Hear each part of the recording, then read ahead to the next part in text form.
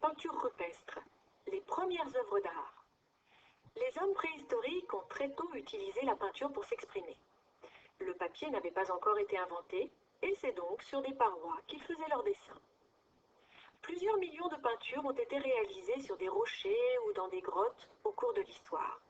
On a retrouvé beaucoup d'animaux tels que des aurochs, des mammouths ou des cerfs, des formes géométriques et plus rarement des représentations d'hommes. Et à l'époque, on ne disposait pas d'autant de couleurs qu'aujourd'hui.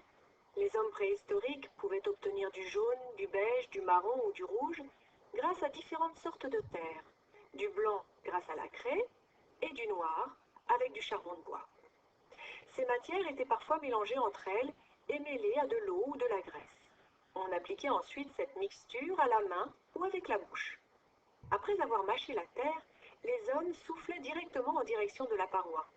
Ils utilisaient parfois également un roseau ou un os creux pour projeter la peinture.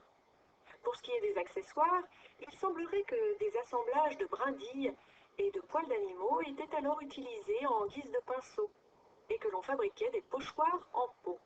En outre, la présence de fresques sur les plafonds, parfois très hauts, laisse à penser que les hommes de l'époque avaient fabriqué des sortes d'échafaudages ou qu'ils utilisaient de longs bâtons pour atteindre certains endroits.